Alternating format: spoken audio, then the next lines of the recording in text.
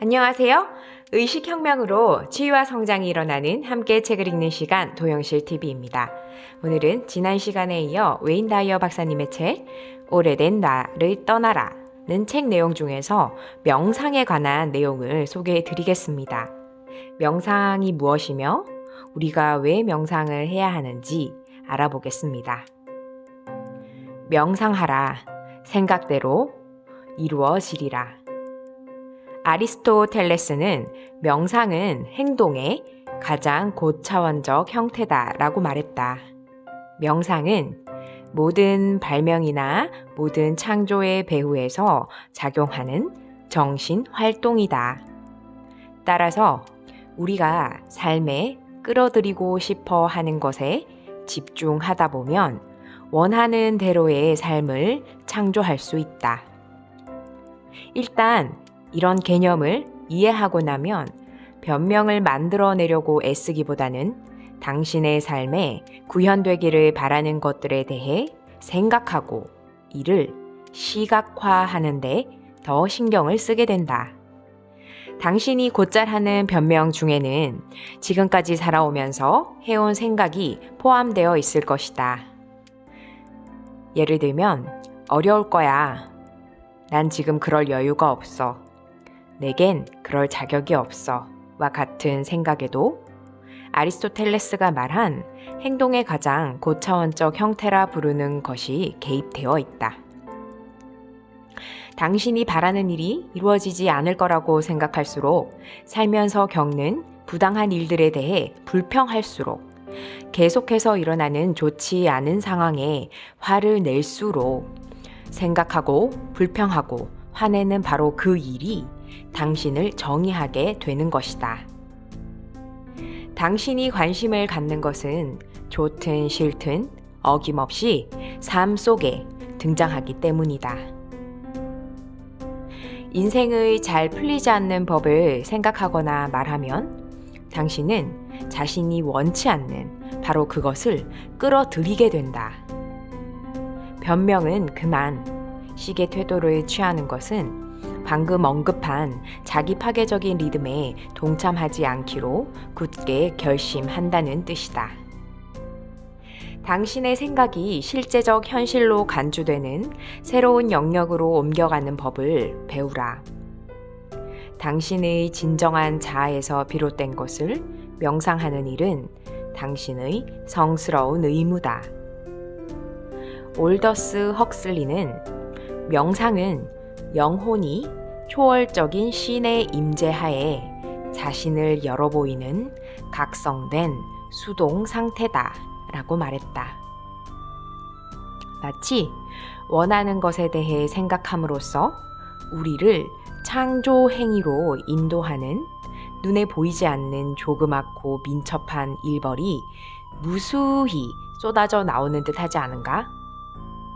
어설픈 변명에 초점을 맞추기보다는 모든 것을 아는 초월적인 신에게 마음을 열라. 그러면 기적이 일어날 것이다. 나는 나를 창조한다. 아리스토텔레스와 올더스 헉슬리는 명상의 원리에 관한 놀라운 통찰을 제공해 주었다.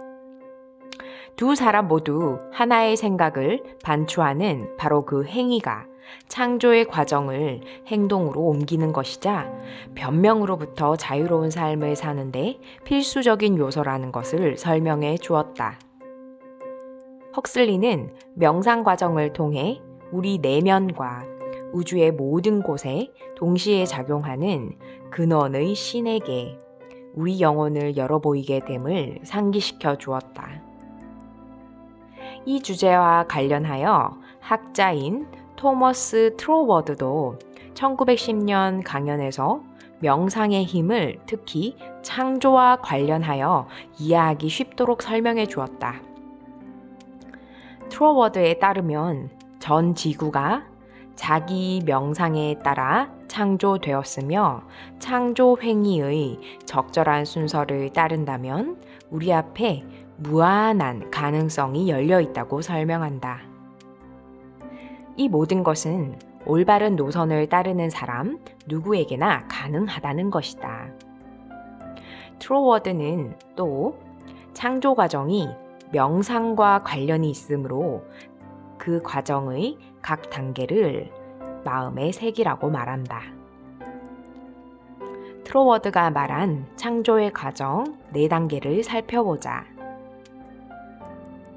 1단계. 영은 자기 명상에 따라 창조된다. 무에서 유로 옮겨가는 과정은 우리가 영이라고 부르는 보이지 않는 근원이 형상의 세계로 확장되어 가는 것과 관련이 있다. 이것은 신이 스스로 모든 물질에 구현하는 것이라 할 수 있다. 만물은 영이 자신을 명상하고 그에게 고유한 생명과 사랑, 빛, 힘, 평화, 아름다움, 기쁨 등을 물질 세계의 일부로 구현한 결과물이다. 2단계. 그러므로 영이 존재에 대해 명상하는 것은 실제로 존재하게 된다. 영이 명상하는 것은 물질 세계에 구현된다.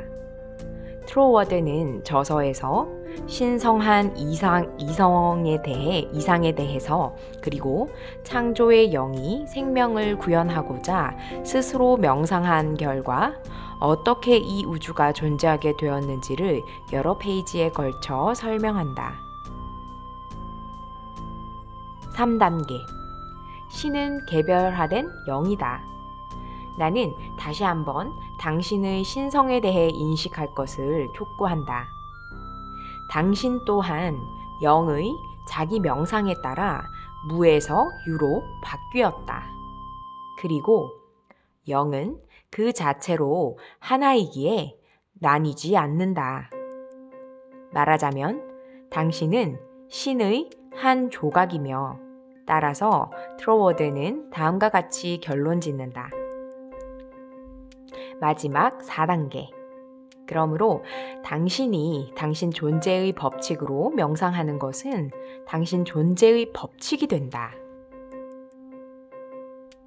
당신이 영한테서 떨어져 나와 결핍과 제약으로 고통받는 분리된 자아 개념, 즉 에고를 갖기보다는 영과 하나됨을 유지하기 위해 창의적으로 사고해야 한다고 말한다.